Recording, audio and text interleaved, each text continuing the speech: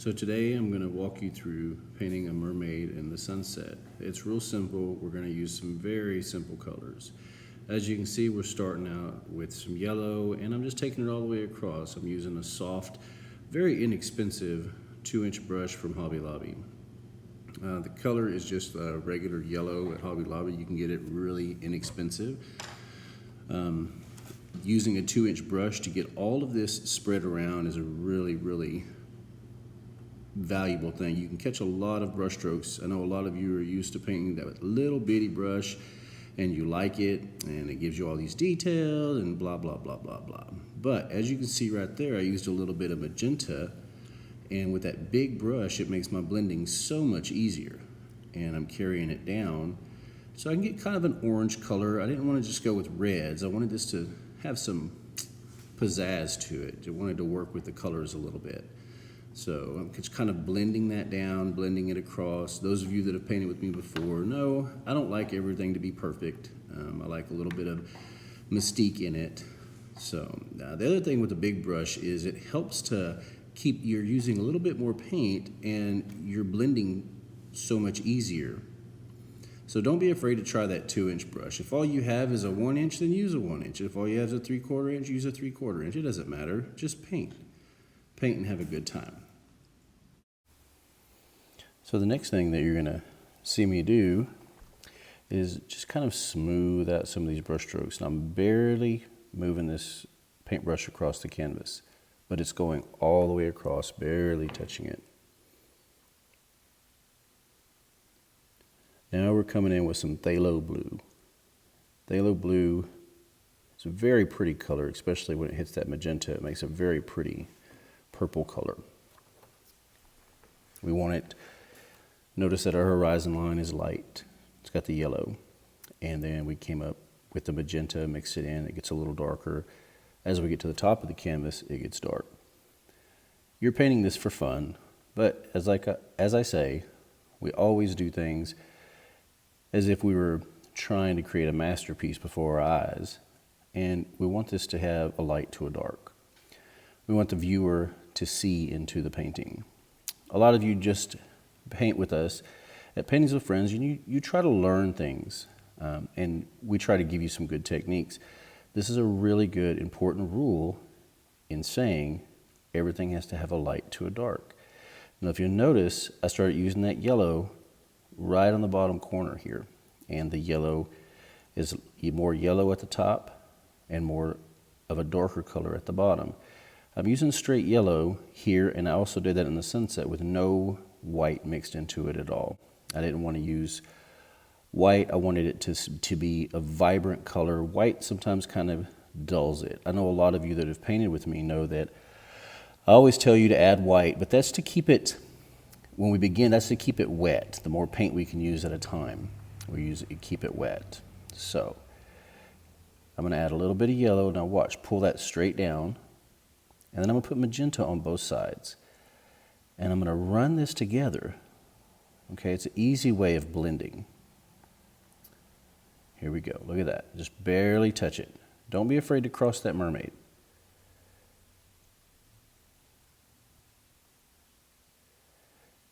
I like to tell people, have a little finesse.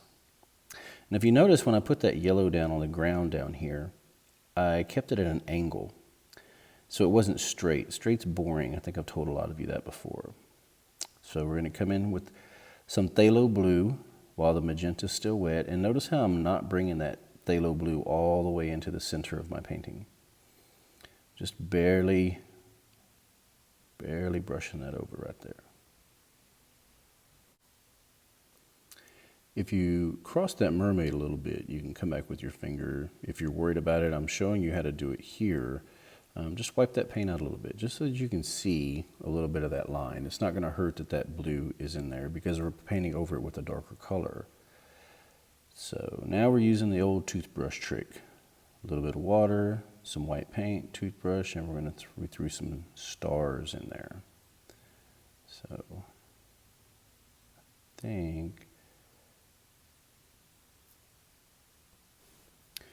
my cameraman kind of messed up a little bit, so I was putting a moon up there. It's just a white circle of paint. Now, this is important coming into these rocks. You notice how I'm using a little darker color underneath that mermaid tail? Our mermaid is going to be a silhouette. It's going to be dark. So I want to use a dark color around her. I'll come back and add some lighter colors in some lighter areas. And you see how I'm using that flat brush? I'm just kind of pushing some paint around. And right now that color is just regular black.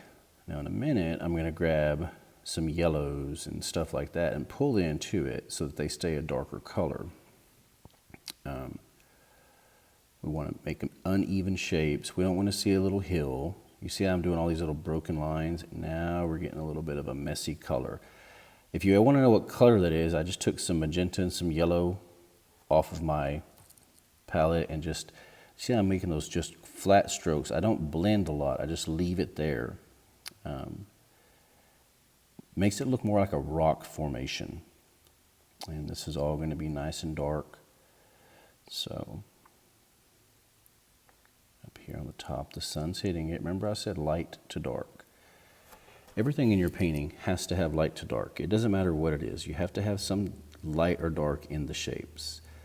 I added a little bit of blue and white here, just kind of trying to break it up. I didn't want it all one color. Having a variety inside of it, just kind of getting around that, so that, because I know that that mermaid's going to be a very dark color, and if I have it black against black, you can't see it. So back here, I'm going to put a little mountain in. You know, Bob Ross would say a happy little mountain in our world or something like that. And I want that to be off in the distance. I'll come in and shadow that later, in between that rock and that mountain. One of the good things about the YouTube videos is that you can push pause and you can try it, then reverse and try it. When you paint with me at a show, I have to work kind of fast. So, okay, so now I got some black, a little round brush, and I'm going to come in here, I'm going to start kind of filling in some of this mermaid. Now, as I get closer to the bottom, I'll notice that that black is too close to the same value that's on that rock. So what I'm going to do is, later on, I'm going to highlight the rocks. I just want to make sure that I don't lose the shape of this mermaid. Some of you are really interested in how you're going to put this mermaid on here, and we're going to add a link down below where we will send you a stencil, and you can put the stencil on there, you can draw it on there, pre-draw it, and you just fill it in after you're done. You notice how it's covered inside the mermaid with the color of the water. And that was okay because I'm using acrylics, and acrylics will go right over the top of another, you'll never see it. See down here I added a little bit of that blue and white mixture down on the tail because the value of that tail can't be as dark as that rock. There you go, and just kind of mix that in a little bit. Give me a little bit so I can see some highlight on that tail coming down.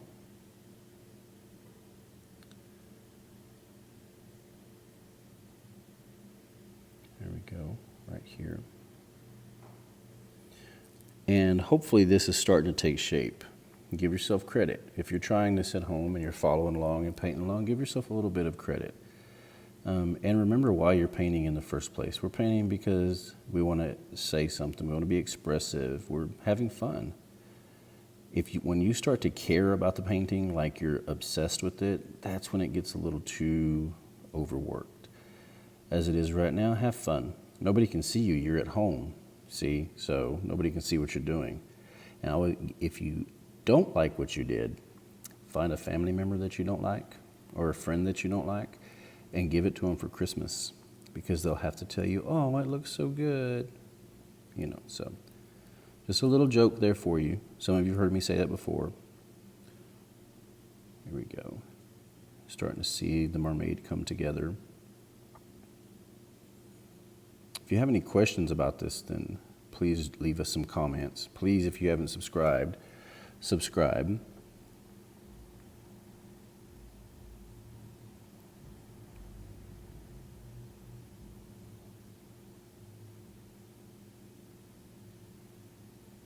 Just kind of filling this in a little bit. You see how I left a little bit of a gap right there so we can see through where her arm and her body is. I should have used a bigger brush, but.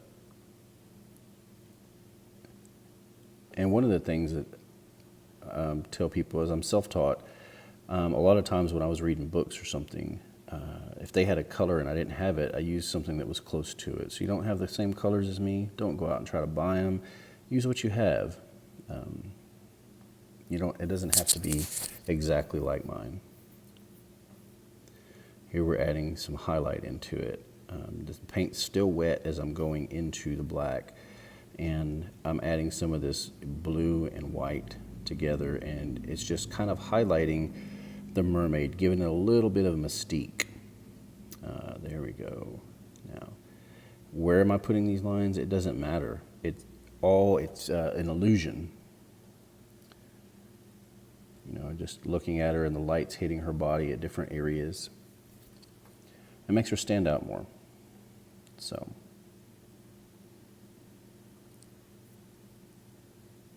There we go. Just have fun with it. You see how the brush is just moving around, constantly moving. Just have fun with it. My 9-year-old son did the recording of this. So if the camera moves a lot or something, blame it on my camera guy.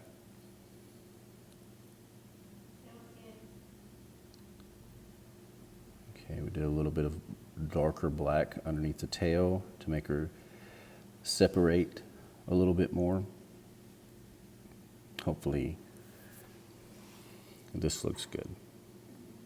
Okay, coming back and darkening up some areas around her to make her stand. And yours maybe you have to go in and lighten that area. Now we're added yellow and white. There's a mixture of yellow and white now. And you see how I'm just barely dragging this brush. Don't go back and rework this, and it's giving the impression of some clouds there in the sky. So don't go back and rework it. I use some magenta in some places, and this is one of them places where the faster you do it, the better it's going to look. Okay? Just kind of dry brushing that on there. And then I'm going to put this across the water, and just kind of coming down. Now, think of a triangle where it's at the sun, it's narrow. Down here by this water where I'm working, those lines are a little bit longer. Now I'm going to shadow over here under this mountain here. And I'm using phthalo blue mixed with black. And I'm just kind of going to come back and I'm going to add some ripples in the water with that color. Just quick strokes, just very quick. Everything happens really fast. The harder you push on a round brush or a flat brush, the bigger lines you're going to get. So you want to try to keep them, at different widths. Some narrow, some wide. Just be spontaneous. And now I think I'm going to work on the bottom of this water. Yeah. There we go. Just lazy S's. And this is just a shadow where the water is washing up on the shore.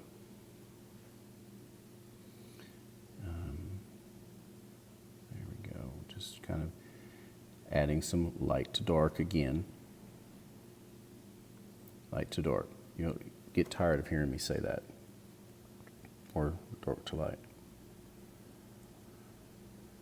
There we go. We're going to add some highlight in this sand right here, just because it's wet. There we go. Just add a little highlight to that sand. And that's just some white and yellow and magenta mixed together, just a little bit. When I say mixed together, I never mix like we're using a blender. I just spin it around a couple of times and kind of get an idea of what I want, because I want it to mix more on the palette. I mean on the painting, not the palette. So my son tells me that I had to have trees in this. So here comes some palm trees. Real simple, black silhouettes. You can watch how I'm doing it. It's kind of hard for me to tell you exactly how I'm doing it. Just kind of thinking of shapes. Don't think of leaves, think of shapes. What does a palm tree look like? Especially if it was dark up there, you can't really see every leaf, and I'm just using the brush and kind of going, wiggling it back and forth. Not trying to be perfect. It's a silhouette. Not photorealistic. This is a fun painting. It's got some fun colors, fun painting. So just relax with it, okay? Now we got to come back and put some highlights in the water. You know, some little glistening highlights. And I'm using white and just a little bit. Highlights can kill a painting if you add too much. You just want enough to accent things. When I first started airbrushing, I mean, I learned how to highlight, and boy, I've had thousands of highlights in a painting and just killed it. So less is more in this case, and we're going to add some thicker white by this black right here that I put down. So it shows the water kind of rippling up on this beach. Just quick little strokes. The faster you do things, the better it looks. I'm telling you guys, just put it down and leave it alone. Don't go back and mess with it. Don't overwork it. Just leave it alone. So after this is about all that I have. If you've enjoyed the video and you want to see more of them, there is a donation button down at the bottom. It helps us create these videos. If you would like to receive a template of the mermaid so that you could paint this if you're not too good at drawing, then we will have notes on how to contact us to get that template, and we will mail it to you. So until the next video, I hope you have a good time painting, and I hope you've enjoyed this video.